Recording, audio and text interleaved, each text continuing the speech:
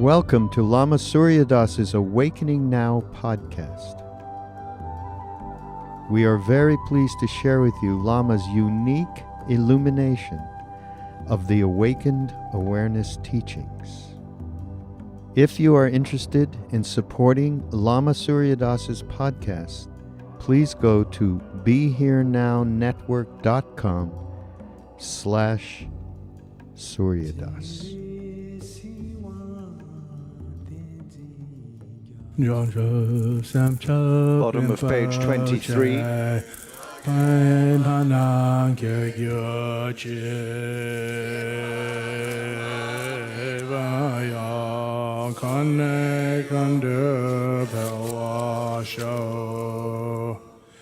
May the pure, brilliant sun of Bodhicitta dawn in each and every heart and mind, dispelling the darkness of suffering and confusion unstoppably, until all are illumined and awakened.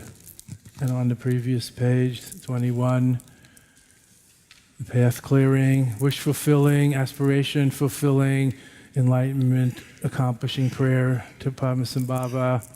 Dusa Sanjay Anguru Dempa Che Ngadra Kunda Dewa Chamba Sha Bache Kosa Duda Drapa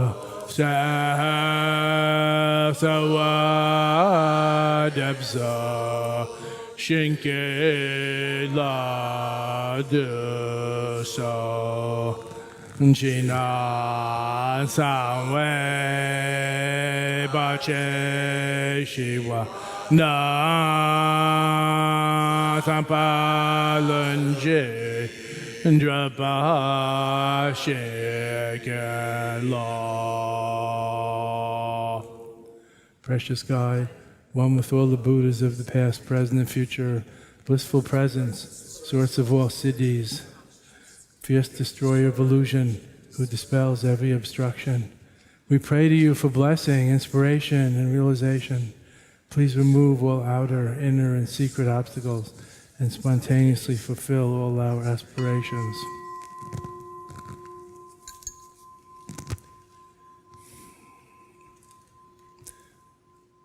May all beings everywhere with whom we are inseparably interconnected and who want and need the same as we do, may all be awakened, liberated, healed, fulfilled, and free.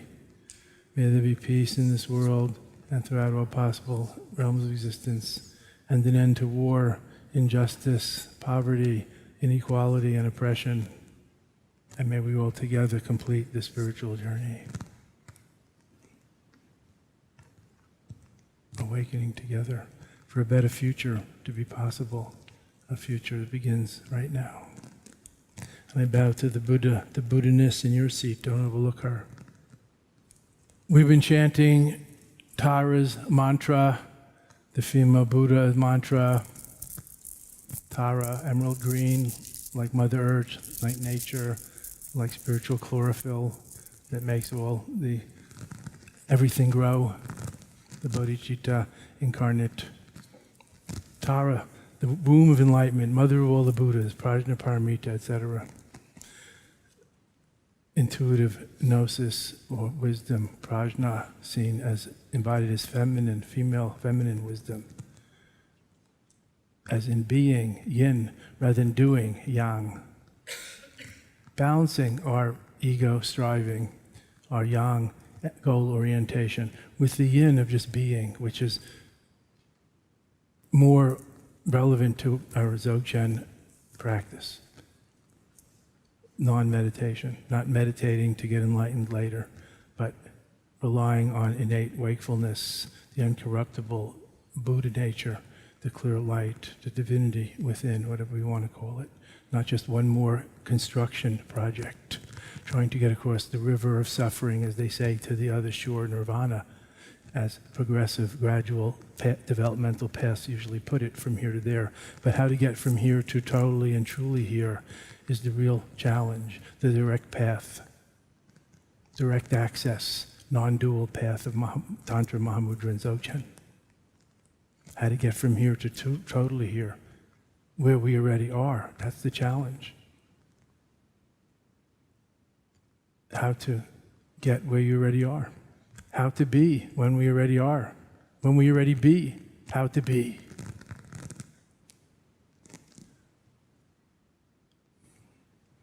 Thus, we find even in the Mahayana Sutras, I believe it's in the Diamond Sutra that we heard quoted the other day about the 8 similes of illusion. See everything like a dream, a mirage, a fantasy, a sitcom, a movie, and so on. In the Diamond Sutra, it says, Buddha said, when I achieved unexcelled, irreversible, supreme perfect enlightenment, anuttara samyak sambodhi, I obtained nothing I didn't have before. Put that in your pipe and smoke it. Drew.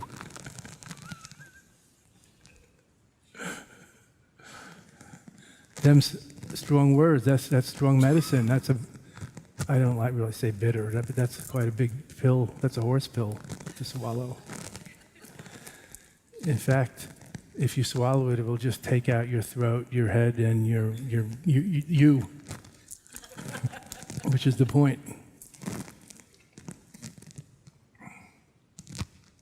So we've been chanting Tara's mantra and a little bit in homeopathic fashion, practicing her meditation, being Tara, praying to Tara, being Tara, and whatever the different phases are. If you go into those details of Vajrayana deity yoga practice or Yidam practice, Tara the goddess, meditation archetype, Yidam practice. But we just ended our main session with that, the main session of awareness, naked awareness practice, Dzogchen, sky gazing, Treg Chud, seeing through, being through. We began, of course, with a little chanting and breathing. So bracketing our main Dzogchen awareness practice with these more formal or formed, structured, explicitly religious style practices, just bracketing this formless naked awareness practice, rather unstructured, formless naked awareness practice with these more formed, form-relative practices. Just balancing form and emptiness, effort and non-effort, and various other things, complementary energies to keep in balance and in the picture, well-rounded and grounded, swooping from above with the view while climbing from below, while, not as opposed to or without, while climbing from below and so forth. I find chanting is important. It's always been It has been for a long time an important part of my practice. So if it's useful to you, enjoy it, take it up. If not, leave it aside, as Buddha himself said. If it's useful and conducive to enlightenment and the good and the true and beautiful, take it up. Otherwise, leave it aside. You don't have to believe just because he says it or because it's taught. So that's an important tenet of Buddhism since the beginning. So these are what's called skillful means or useful methods if it's useful to you. If it's not useful, leave it aside. There are many different ways to kneel and kiss the ground, as the poet Rumi sang. 1,000 ways to kneel and kiss the ground, even without kneeling. Just because you're a cripple and can't kneel doesn't mean you can't bend the knee in reverence mentally, and so forth. So, skillful means, upaya, skillful means, not the end. So we find different practices at different times, different courses for different horses, different practices at different time stages of our path for different spiritual personalities according to our needs. So the breathing exercises is another thing from the 6 Vajrayana yogas, the 6 energy yogas of Tibet. A little breathing exercises, breathing and holding and oohing and eyeing, and it's a good skillful means for those that are more yogically inclined, just like philosophy is good for those who are philosophical and analytically inclined. Not everybody, certainly. So we've been practicing in this way, but the main practice, which I'm teaching, I want to come back to, is the awareness practice, of course, Dzogchen meditation, so-called, the non-meditation of Treg Chud, seeing through, being through, literally cutting through. We've covered all this. Natural body, natural breath and energy, natural mind, the three pillars of natural meditation. In the form of sky gazing, Namkai knowledge or sky space, human in yoga or infinite union. Sky mind practice. Panoramic awareness. With everything open, eyes open, and everything open and at ease, not looking inside for anything, not looking out there for anything, and not getting stuck anywhere in between. Flow. Flow is one of the main characteristics and spontaneity and naturalness of Dzogchen non-meditation, of Dzogchen practice. The view, the meditation of non-meditation, and spontaneous action, Buddha activity.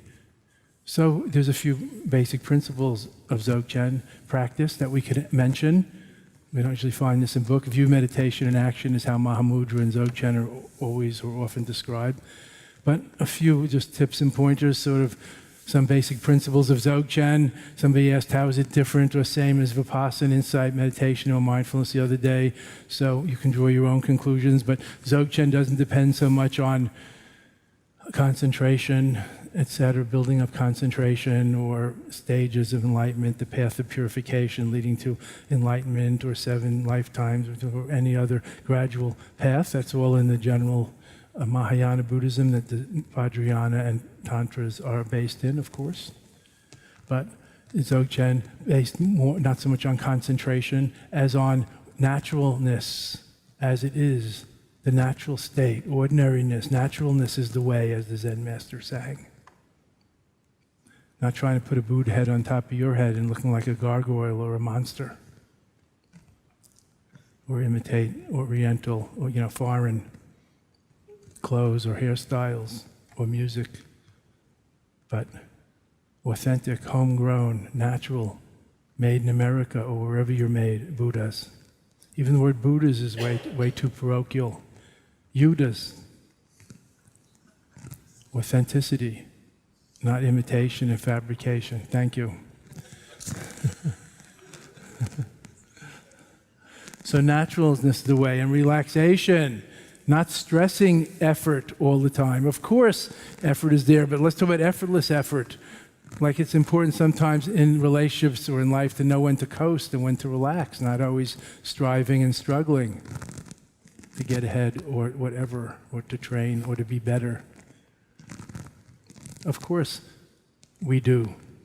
And we are in this to be better off, to make a better world, to be better people, and so on. Of course, but that's just one side of it, and let's not make that the only side. There's also the other side of self-love and self-acceptance and flow and recognizing the everyday Dharma, the wisdom of everydayness, of ordinariness. So relaxation and letting go. We always hear letting go, but it could seem to imply getting rid of or suppressing or throwing away. How about letting be? So that we don't try to become thought police, thought stoppers, trying to stop thinking, as so many people do when we first start meditating. You don't hear me instructing to calm and clear your mind or stop thinking. We're talking about awareness of whatever arises, thoughts, feelings, perceptions, sounds, sights, sensations, whatever. That's the awareness practice.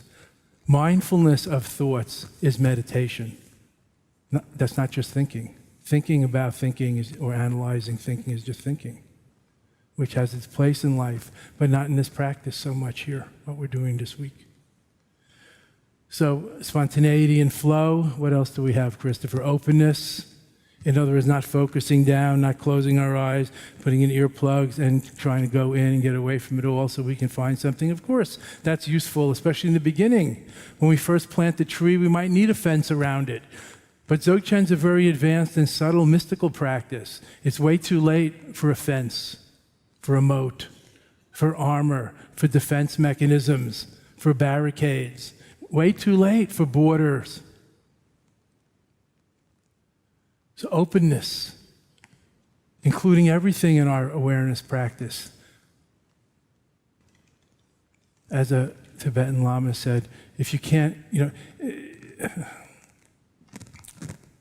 if you can't practice Dzogchen on a traffic island in the middle of Broadway, then think again about what you're doing.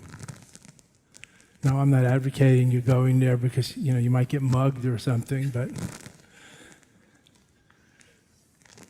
what's the point, of course? That this is an integrative practice. The view can be applied and enhanced any action, any aspect of life, any practice or non-practice.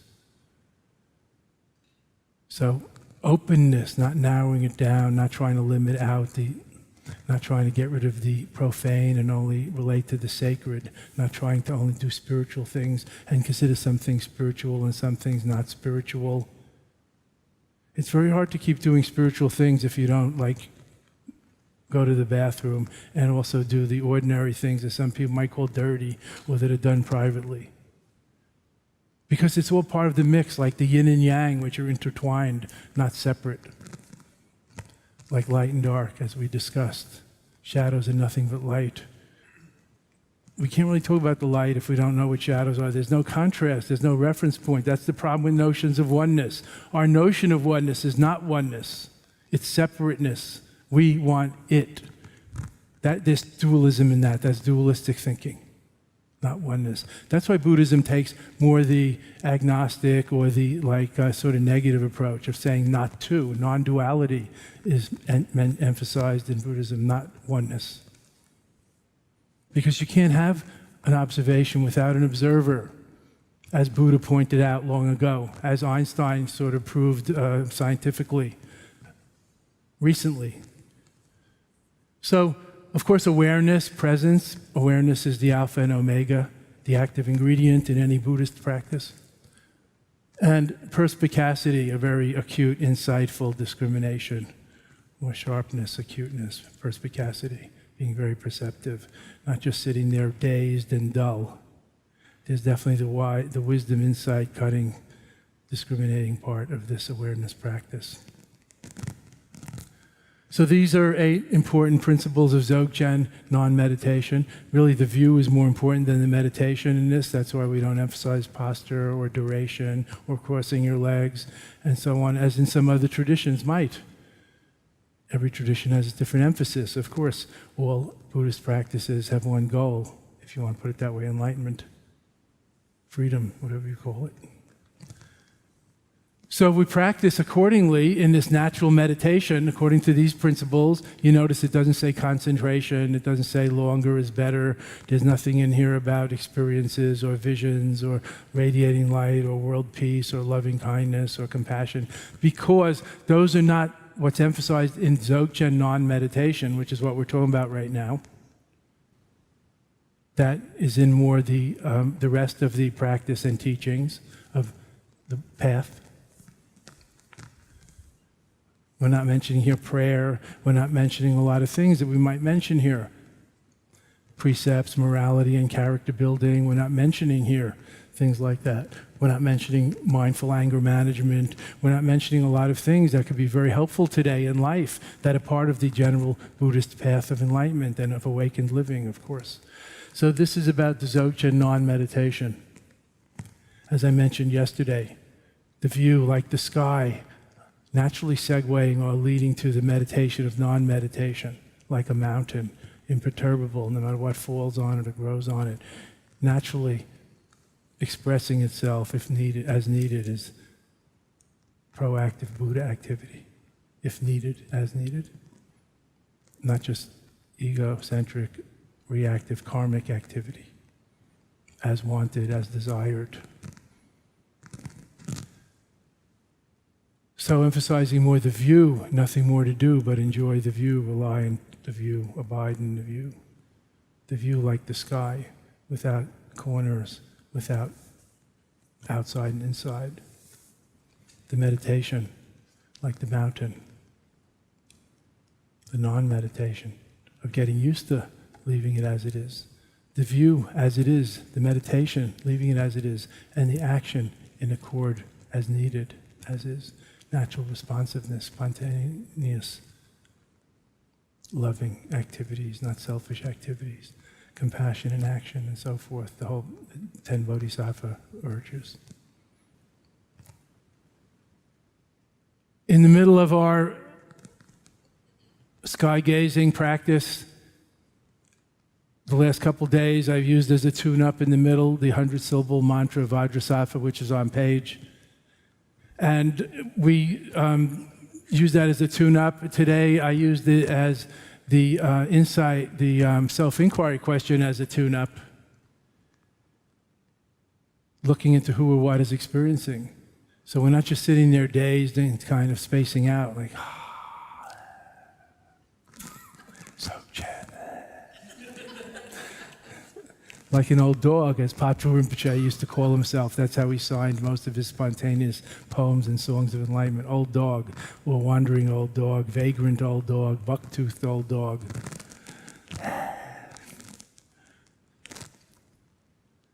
But precise, perspicacious, clear, astute, clear, clarity.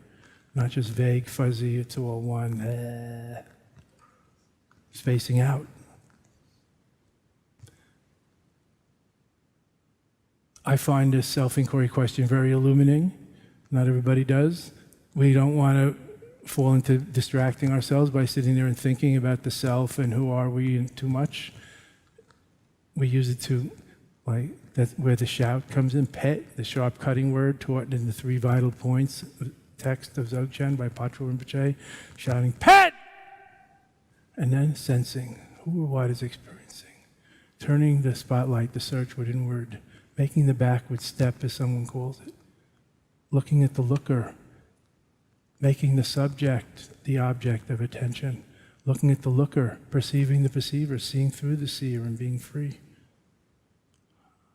Plumbing that bottomless abyss of openness, that mystery of identity. Who are we? Not giving into thinking at that time. Popping it abruptly and letting go, and see if you can startle yourself into a new way of seeing and being. The eye cannot see itself, as they say. The sword cannot cut itself, but I think that's just a metaphor. The eye can see itself with a mirror, and this kind of practice is how the eye sees itself and sees through itself and sees that although it looks like there's two, there's not two. In the mirror of emptiness, we recognize the not two-ness of our usual subject-object dual consciousness. Are you with me? That should be clear. In the mirror of emptiness, we recognize the non-dual nature of our usual dualistic vision of subject-object and interaction, which is the wheel of karma. Bumper cars, really? There's no bumper cars when there's not two. There's no bumping. There's just a great vehicle. So from view, meditation, action, they're really all in one, inseparable, like the 3 steps to freedom, in looking, seeing, and releasing, or in more broadly experiencing through all the senses, not just looking, experiencing, penetrating, or recognizing, and third, releasing, allowing, and in the moment cutting through practice or pith instruction from the lineage teachings. As things arise, just experiencing, recognizing it and releasing. Recognizing what? Well, I hate to put it in words. But if we have to say something, recognizing the dreamlike, impermanent, ownerless, selfless, ownerless nature of these arisings. First there's a mere sound, then we reify it. We name and form it, we call it something, we call it sound. Next we get into the liking and disliking business of attraction and aversion, the basic Buddhist poisons. I want, I don't want. Oh, nice sound. Oh, nice bird sound. Ooh, it sounds so nice when I'm meditating. It's even better. Or, why is that truck backfiring? Oh, traffic sound. Why don't those trucks go away and come back on the weekend when we're not meditating? Always trying to change the reality. And we don't even know what's going on out there. Maybe those trucks are bringing our food. Maybe they're doing something that we need done. We don't know. With our tunnel vision, our straw looking at the infinite. Yes, it is infinite sky through a straw, but so limited, that particular kind of infinite, compared to when you're on top of a mountain looking at the infinite sky. So different perspectives or different scope. as Nyosho Kempo used to say, the difference between ordinary beings and Buddhas is the scope of awareness.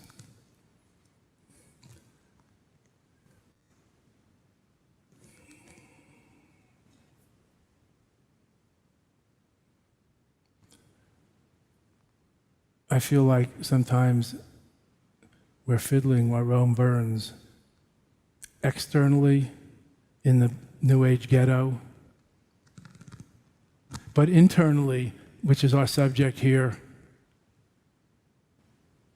like sitting and trying to meditate and think or be happy while the central city is burning with delusion and confusion, and we're just trying to avoid it, which is so temporary.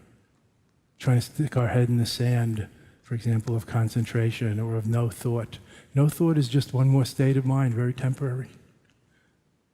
In Dzogchen, we talk about three advanced obstacles: no thought, clarity, and bliss. Because they're just temporary states of mind. They're like the good meditations, but they're still just a state of mind. Not to hold on to, not to get caught in, not to remember and try to get back to. Flow. Ride the flow. Every moment is a cresting wave of nowness, evolution transforming. That's why we talk about nowness and being present and all these words. If we go deep, we find out that, they're all synonymous or looking at it from a slightly different angle at the same thing. Not trying to compare it or get back to that state of mind that we experienced once. That's just a holding pattern. No thought, clarity, bliss, good meditation. Those are ideas. So letting go of such ideas and thoughts in this practice, not necessarily in life or when we're evaluating our practice later, or when we study these things. There's a lot of different things we could talk about. The two main kinds of Buddhist meditation, concentration and wisdom, shamatha and vipassana, or other things, loving kindness meditation, compassion meditation, deity yoga meditation, clear light meditation, dream yoga meditation, mantra meditation. So many things we could talk about. But in this practice, keeping on the beam here of the view, simple, uncomplicated, without stages or steps, without goals, goalless, aimless, signless, the three characteristics of this kind of deep Dharma. Not sitting in the Dzogchen practice thinking about enlightenment or Buddha. Just being. Even say being Buddha is too reifying, it's too parochial. Just being Yuddha, being authentically present, just being. Thus we have words like primordial presence, like presence. Even translating Rigpa as awareness, even with a capital A, is too personified, it's too anthropocentric. Awareness of what, we wonder? Presence. As Namkhai Rinpoche translates it with a capital P. Presence of what? Good question. Who's present? This is not a new question. It's a timeless, age-old, evergreen existential question. Even Abbott and Costello worked it. You can listen to them online. It's available. Who's on first? The other one says, who? First one says, that's what I'm asking you. Who's on first? The other one says, who? Who's on first? They start arguing. That's us at work with our thoughts and our usual way of thinking, kind of fallacious reasoning, mental masturbation in a way, but amusing. We can enjoy it. We should enjoy it, but not take it so seriously, especially if it doesn't bring all the answers that we think we want in the way that we want them. Maybe not knowing is deeper than most of our fallacious kinds of knowing. Thus, the mystery. Leaving room for the mystery and for not knowing and the limits of the conceptual mind of the intellect. Any questions, please? Yes, Bob. So I was meditating outside over the last hour before we came in here. I wasn't planning to raise this kind of question till maybe later in the week, but so I'm out there for the last hour, and I'm getting a little benefit out of a little adjustment that I was making. Thank you to Judy. So I was getting maybe a little warmer rather than a lot colder. in any case, I wasn't turning into an ice cube, you know. And after... Sounds good. Judy's a great yoga teacher. So it was doing the job, you know. And so you're sitting in the snow, melting the snow and the earth, and like the earth's core even? I was hoping Drew was going to come out with some of those cold, wet towels for me to start drying up, you know. But he was too busy warming them up himself, I think. So at the end of this hour or so, I'm finishing up doing my, you know, I hope this works out better for the world, kind of being a good prayers. dedicator. I'm sorry? Prayers, they're called? Yeah, right. So trying to do what I'm supposed to do for once. Okay, whatever. And I'm thinking about the fact that next year I'll turn 70, and I'm probably more than halfway there, and there are still lots of opportunities, but maybe not past tomorrow, I don't know. And really kind of reflecting on this because, as you know, I have a lot of opportunities in various ways. And just as I'm putting that question to myself, a boat comes out. What question? Just so we're all with you. What am I going to do with all this? Okay? Not that I have to do anything. I know I don't have to do anything. Okay. It's good not to do anything. A boat comes by. But still, I want to know what to do, right? Of course. And we will tell you, but go on. So a boat comes, at that very moment, a boat comes out. And it's a big, kind of like a furniture boat, like a cargo boat, right? Medium-sized boat. The name of the boat is Aphrodite. Wonderful. Plus, it's spelled A-F-R-O. I'll give you a gong for that. Judy, I feel a cartoon coming out of this story. Yeah. Well, Judy and I are working on Dharma tunes. What do we call them? Karma tunes? Together. We have about 50. And then on the side of the boat, one more thing? Yes. Not in case everybody doesn't know what Aphrodite is, maybe just put a little parenthesis, like, you mean the goddess of wisdom? Is that the name of the boat that came by? The goddess of something. Okay, go on. Thank you. And then on the side of the boat, it says T-E-N, like the number 10, but this is too complicated, but the T was a little t actually, so I had the feeling like something was left out. It's like it dropped off the side of this boat, okay? But you know, the main thing was the Aphrodite at that moment, you know? And the personal question is what I was saying before, and you know me a little bit, so if you have an opinion about what I should do, are you finished with the story so we can all think about that story? Yeah, but I was thinking more generally. Punchline, the moral of the tale? How do you work with things like that? I try not to make, what did Dudja Rinpoche call it in one of his great poems? Don't add feathers onto the stick where it never grew, unless you're trying to make an arrow for some reason. I try not to add things on to what's growing along. Like if you see two birds, not start to wonder if I'm going to meet my soulmate today. As people tell me they do. So it sounds like, you were meditating and you were, getting the heat of samadhi and all, and then you finished and then you saw something and then you made it into a nice cartoon. So you became a script writer. So as Trungpa used to say, why be a script writer unless you're getting paid for it? So I tried not to story up everything. Of course, that's easier said than done because the mind is a story-making machine, as it were. Human is a storytelling machine, as it were.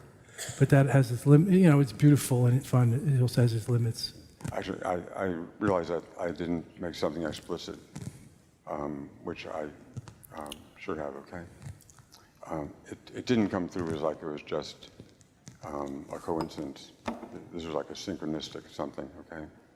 Like 25 years ago, I was reading St. Francis by Kazantzakis, and at a crucial moment on a rainy day, I'm at a bus stop, and I'm remembering the paragraph I just left. No, I'm serious, this is true. I remember a paragraph that I had just read at home 20 minutes before, and I'm re-imaging the moment in which he throws coal on his lentils, or dirt on his lentils, ashes on his lentils, thank you. And it really kind of caught me as like an embodiment of something about self-abnegation. And at that moment, it's a cloudy day, there is a huge thunderclap, okay? And I'm just like emotionally shredded, and I'm thinking, okay, God, I'm really listening, please tell me what to do. Okay, but I'm not joking about it, I'm not really, it was like that kind of transpersonal kind of moment, you know? So this was like, listen up, Bob, you know? I'm listening, Surya, tell me. No, you're telling us. But I'm serious. I'm listening. So it wasn't just like a coincidence thing, I'm saying like... We're all listening to your stories. How can I help you? Tell you what's your question? How can I serve you? What are you after, Bob?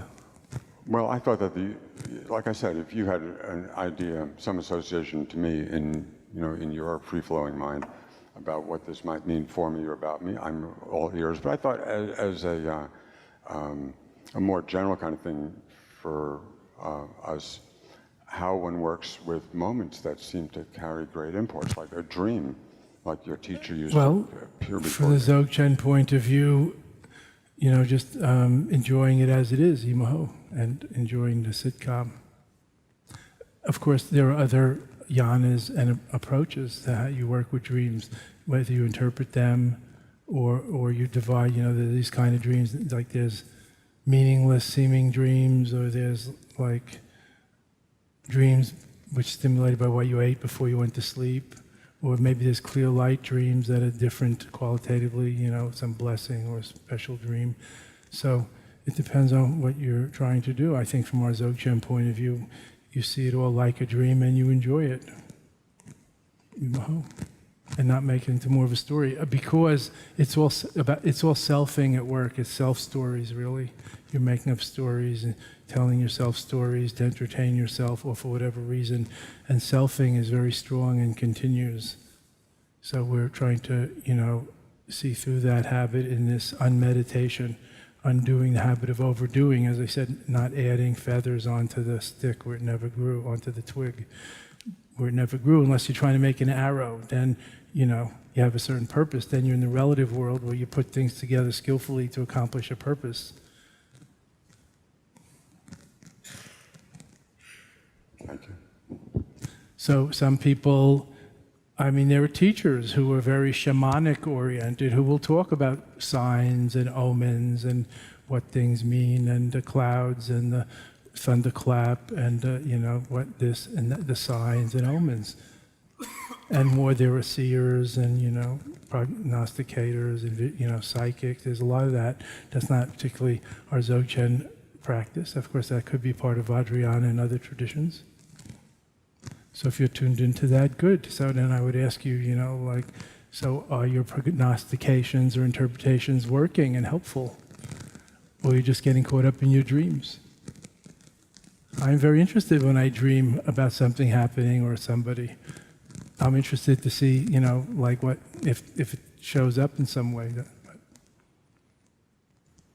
I'm not that interested, because and that's not my specialty. It doesn't, it's not one of my skills or gifts. So you could look and see if it's one of yours, and if it helps you. Any questions, please? I think it's better, Bob, you do your tumo and burn out all of your karmic imprints. Including the imprint of being an overeducated, high-achieving man in this, intellectual Northeast power corridor with your profession and your way of thinking. That's a big karmic imprint in terms of freedom. It's a great asset and skill, but it's not the ultimate word in terms of, I think, what you're seeking, really. Yes, sir. Hi. My name's Steve. My first Hi, Steve. My first Dzogchen retreat. But been led into non-dual teachings by Matthew Flickstein, who's my teacher and mentor, who's a Vipassana for way back, and in the last 5-6 years has been doing non-dual teaching primarily. The question I have is about meditation. I don't know why I do it. Why I sit there and gaze at the wall or the sky or whatever. It seems that primordial Buddha nature is there, and I don't need to, like, what's the point of, it's relaxing. I find it relaxing, I guess, if I really had to say why I do it. Maybe it's because I find it's still, so I'm not, in the world. But I'm just not sure. I don't know why it's there. The view is there. Things are just as they are, and then we're proactively, spontaneously in the world. But the middle part, I'm not sure why it's there. Is it just to practice? Well, that's why we're playing with ideas like unmeditation, non-meditation, beyond meditation, and so forth. But I mentioned this the other day, as Suzuki Roshi said, yes, you are all Buddhas, but you could still maybe use a little tweaking. So is the meditation the tweaking? Yes. Okay. That's why we meditate. I don't know why you meditate. That's why Suzuki Roshi sat Zazen his whole life after enlightenment, before enlightenment. His wife said he was never enlightened, but that's a different matter because they didn't stress enlightenment. They stressed everyday practice. I hope you're with me. I don't know why you meditate. Maybe you don't need to know why. But, I also might wonder who says you should meditate when we get to that level. It was on a slide. I saw it. No, it doesn't say you should. I'm just describing the view meditation action like the instructions I'm giving here, but I didn't say you should come here. Obviously I'm doing this, I think it's worth doing and letting you know about it. We're kind of inviting people to participate if they want to. But now we're talking about the should. Why should you meditate? What are you getting out of it? These are good questions. Why do you do anything? Why do you brush your teeth? There must be some reason. There are good reasons, there are, questionable reasons, there are other reasons, but, why do you meditate? I'm asking you, Matthew Jr. Steve, that's your name. No, really, why do you, just because, we've heard that there is Buddha nature, or all the things you said, the great perfection, things are fine as they are, we don't seem to be experiencing that. If everything's fine, why do I feel like crap and desperate so much of the time? And is it fine that the world's, burning, the environment's burning, and the wars are going on, and 1 million children are going to bed, 1 billion going to bed hungry every night, and all the other horrors we know? Is that fine? What does the great perfection really mean? What is fine about that? So as I said today, I guess we're trying to become better people and contribute to a better world. And this is a part of, the sophisticated way of doing so, as well as general progressive development, character building, good deeds, social action, altruism, compassion in action, etc. So I think I don't know you that well, and you haven't really revealed yourself that much yet, but I can see that you may be suffering from something that's not uncommon among Westerners, but not just Westerners. I'll pick on Westerners now since that's us. Westerners who participate in the non-dual traditions. It's called premature immaculation.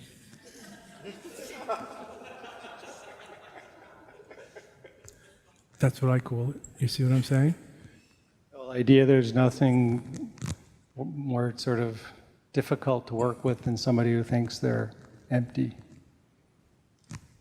It's a combination of nihilism and premature immaculation. Like, if we're all Buddhas, then why do anything, or why do we need to meditate, or anything, do anything? That's a good question. I guess you're still seeking, so you didn't reach did I mention this? Unshakable, irreversible, complete and perfect enlightenment. Anuttara Samyak Sambodhi, Buddha. Not just we're all Buddhas by nature, but we didn't quite get it yet. That's the tweaking needs to be tweaked. Like, the silver is as valuable whether it's polished or not, but we polish it for the big dinner, for fun. Because we want to. That's why we practice the Dharma. Swooping with the view, but still climbing because it makes sense and we want to. And living the good life because it makes sense and we want to in the relative sphere. There's nowhere else to be. Try to be a better person, a better parent, a better community member, obviously, and take care of ourselves and each other and the environment, obviously. So that's the tweaking, and maybe it's a lot of tweaking. So it's not enough to just say it's all perfect or all Buddhas. Also, if you really study these things, it doesn't say we're all Buddhas. It says we're all Buddhas by nature. We only have to recognize that fact, awaken to that fact. So there are sleeping Buddhas and awakened Buddhas. But why you meditate? I don't know. Probably habit more than anything. So Been stop doing it meditating. For so long. So stop meditating. Well, that's what Matthew told me. It's good to do. break a habit and then see what's left, if anything, and re-energize. There's a word, reboot your system. Not necessarily in the same way, but not excluding that. I think we've run out of time. Any burning question? Last question? Slow to the draw. Yes, young lady over there.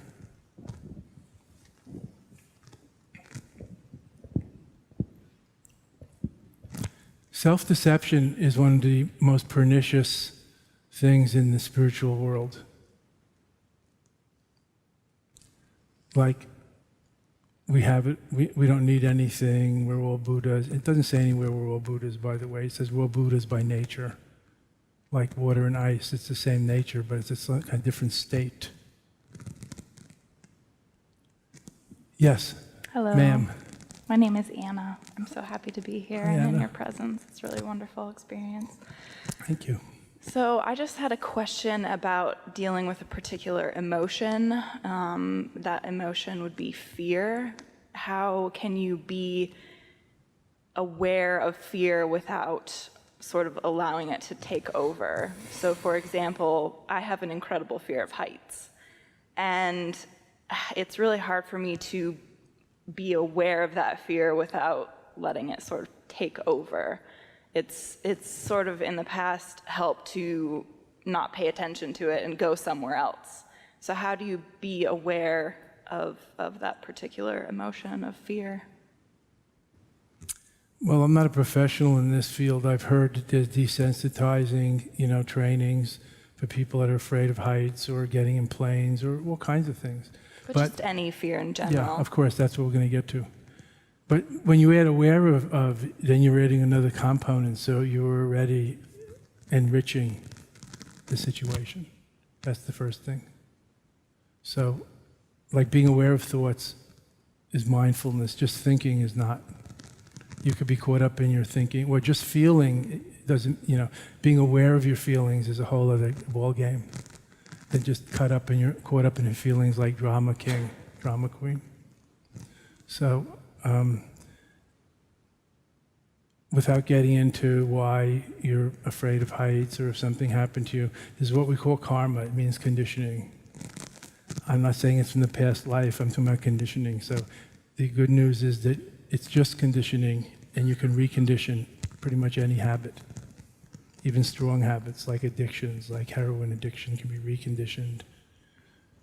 So conditioning can be reconditioned, so that's one thing. But the awareness component, if we're going to talk about it from the point of view of practice, being with it, feeling it without having to contract it, run away and hide, being more fearless about it, doesn't mean getting rid of the fear, but being more fearless about the fear also, like being able to tolerate it. Awareness, I think, is the crucial piece. So if you feel the fear, if you could like look at it perhaps and to just hang with it a little longer before you contract or run away and hide, put it out of your mind. I mean, that might work, help. You should try. You could try. I mean, can you just put it out of your mind? Because if that works, then, you know, in a way, like, why do anything else?